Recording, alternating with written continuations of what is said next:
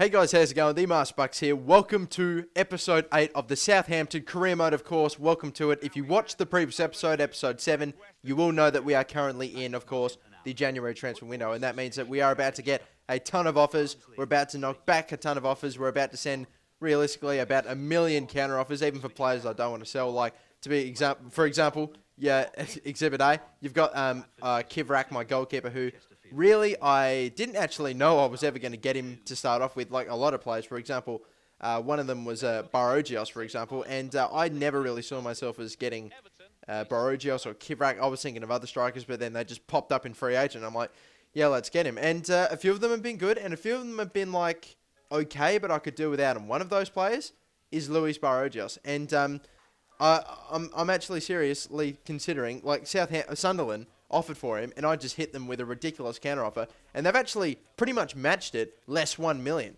And I thought, for one, and two thoughts popped into my head at this point. I thought, Sunderland are paying me $18.5 million for Luis Barogios.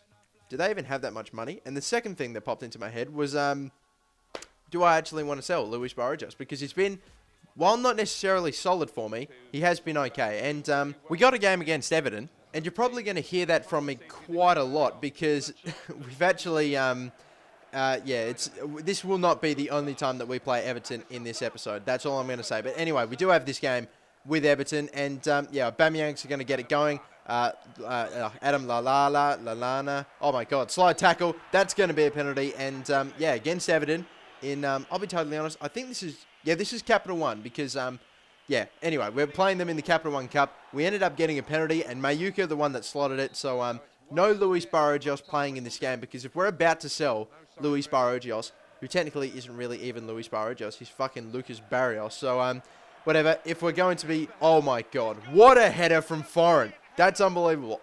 Honestly, I'll stick my hand up and admit it, I don't score too many goals from corners. I should be scoring a lot more goals from corners, but and to be honest, if I do score a goal from a corner, it actually has to look that good. And I'm starting to think that maybe I was hoping Milan had accepted that counteroffer, because my God, Kivrak, you've been great, and let's be honest, you've actually gotten, Kivrak has actually gotten better as the season's progressed. But my fucking God, when you just are that out of position for it, I mean, obviously there's a little bit of near post OP in this game, but it wasn't even near post OP. It was horrendous positioning by Kivrak. And it pretty much just left a gaping hole, oh, that's inappropriate, into my near post. And look at this, Kivrak again, he stalls, he runs out, he doesn't make up his mind, and it leaves an empty chip for Leon, or whatever his first name is, Osman. And after being 2-0 up, and then somehow fucking taking this Capital One Cup tie to an extra game, it's not great, but at least that was an away game. So we will be playing another game against Everton in the Capital One Cup, and what can you do? So, anyway, back to transfers, and I'm just going to be commentating live over every single one of these transfers. I immediately just knocked back Lallana. He's my captain. He's been a solid player for me, and I really liked him. I thought I would, and I really thought that I would like Lallana. I really thought I'd like him as a player in the team. Another player that I thought I would like was Rodriguez, but he really hasn't, he hasn't really grown. He hasn't really done anything, and when I played him in games, he hasn't really been that hot for me either ways. But, you can see before, I put in an offer for Isco because he's another player which, yes, I absolutely want. My offer for Yaya Toure wasn't going through because I do have a lot of money now, and I really wanted to go for, like, I normally get a bunch of not amazing players, but they're young and they'll turn into amazing players in my career mode, even when I'm only doing one season with them, and this is what I'm talking about. Have a look at this. So I decided I wanted to get a really good, talented midfielder, and Yaya Toure was definitely one of the players that I wanted to get, like a good, strong holding, and by strong, you mean fucking strong when you're talking about Yaya Toure. And, anyway, the offer back from Malaga was that I needed 37.5 million. 37.5 million. I don't know why, but I offered 28 million, and Jack fucking corked. So that probably took it to about 31 million. And look at this. After a huge offer from Manchester City, Bayern Munich are offering me 31.5 million. I am countering for pretty much double that, 61.5, and I got a counter offer from my counter offer from Manchester City saying they'd pay 50. And so I said, okay, well, I'll counter offer your counter offer from my counter offer, and I'll give you 55.5 million. So 55.5 million And then we got this back from Bayern. They're just flat out accepting my $61.5 million counteroffer for Patrick Emile Aubameyang. 61.5, and they offered 31.5. That's almost double, and that's a shitload of money, even for surely Bayern Munich. And I'm not complaining in any way, shape, or form, but yeah, there you go. And of course, you can tell we got a game against Everton. And what did I say? Of course, you'd be hearing it again. But look at where we are currently on the ladder. Everyone pretty much has played 22 games at this point, and we are 6th, which is great. And if we can get a win here against Everton, that would really sort of, probably get us that much closer to a top 4, because I would love to finish top 4 with this team. I think we've got enough money. We've got quality. We've got enough quality players, and we've got plenty of cash. And you can see there, we conceded Naismith in the 30th minute. They were just passing it around, and I don't know, I didn't really get an awfully good look at the replay there, but I think there was a bit of bad defending on my part. Raul Moreles, another play which we nearly picked up. Jelavic just went on through, and a good save from Kivrak. And again, what did I say? Kivrak, he's been a little bit on and off, but he has really turned it on. A slide tackle on Jelavic, missed the ball, went into Stephen Pienaar, and 87th minute, putting it away, and that's their second goal. And yeah, no coming back from that. So we ended up losing against Everton after... And it's amazing. We conceded 2 goals against Everton again, but in the previous game, we were actually able to get 2 of our own. So we were kind of able to get a result there. And, yeah, what could you do? So I was pretty much at this point just waiting for the cash to roll on through from Aubameyang. And there you go. Player sold. Have a look at this. Unbelievable. $52.5 million we get from the sale of Pierre-Emerick Aubameyang. That's right. And, yeah, $52 million. So that takes us to $84.5 million. You didn't see it there because Sturridge got in the way. Because, of course, after selling Aubameyang and, of course, Luis Barragos, I needed a striker. Sturridge was probably my second choice. And this man, Wilfried Bony, is definitely my number 1 choice. I've never bought him in career mode before, but he's a tall, not really tall, but he's a strong physical presence up forward. And I would absolutely love that. And, I've just heard he's a very good class striker, and he actually does grow a fair bit as well. So I definitely want to get him.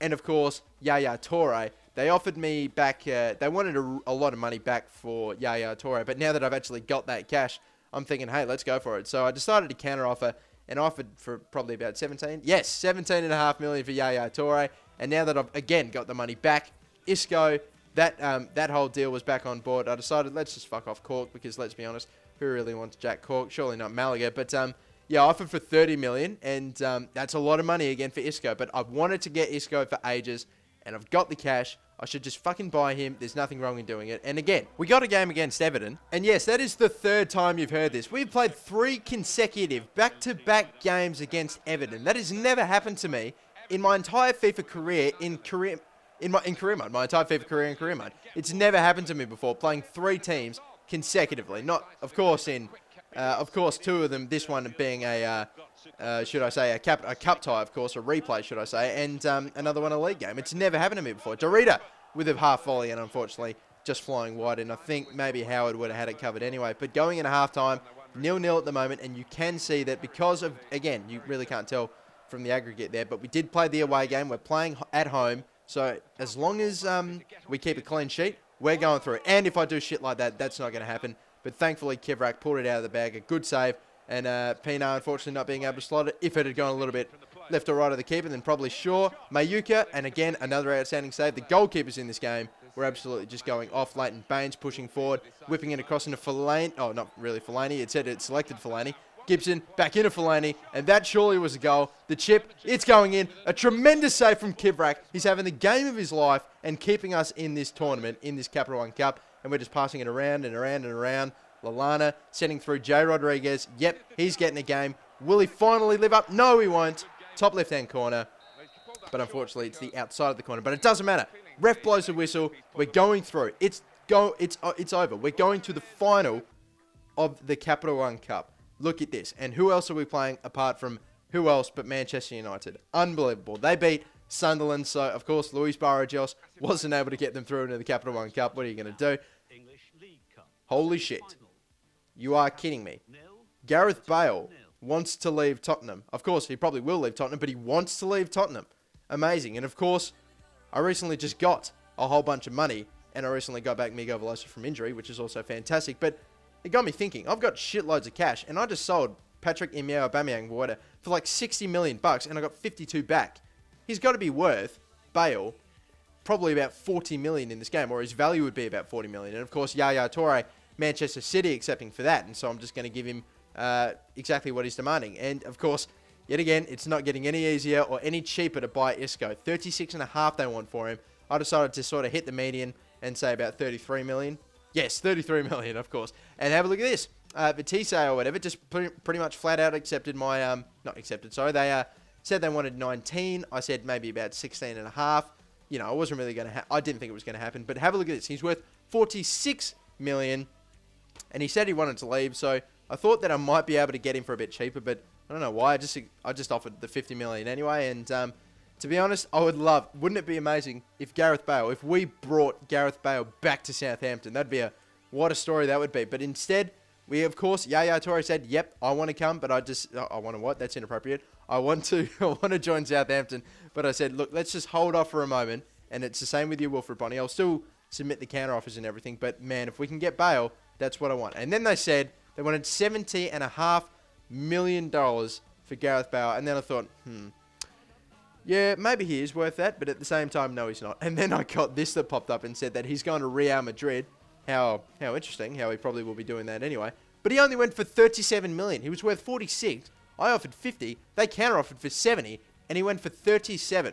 So at the same time, I'm like, thank God I didn't actually buy him for that much money, because I would have been so pissed off to have thought I could have gone it for that much. But anyway, that of course meant that the green light was on for Yaya Toure, an 86 rated centre defensive midfielder, a very consistent, statistically consistent player, just a fantastic corridor player. And look at that, the stamina, the strength, it's all there. A physical black man presence, and that's exactly what you want. I continued on with the Isco, and they've actually accepted the 33 million for Isco. We're paying, $9.5 million more than what his actual value is. And again, I knew that I'd have to pay the big bucks to get him, and shit, that's a lot of money. But still, not a lot of hassle here. Wilfred Bonny, we finally have a replacement for Barogios, and of course, what's his face, Aubameyang, that we sold for, $60 million. I probably should know his name. But, yeah, at the moment, we've really only got two sort of quality strikers, and then, of course, Rodriguez. You've got Mayuka and Bonny, and that sort of got me thinking, I'm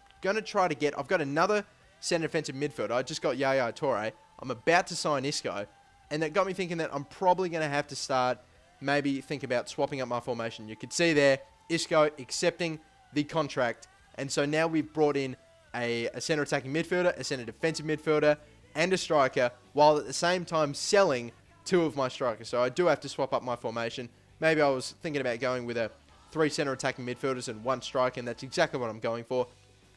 I'll be totally honest, I don't know if this was the default formation, but either way, this is how it's looking at the moment after toggling around. You got Miguel Veloso and Yaya Toure at the back, Ramirez, Isco, and Lallana as cams, and Wilfred Bonny just all alone as a striker, and hopefully he won't need any support. From what I've heard, he won't be needing any support. And the transfers, my friends, do not stop there.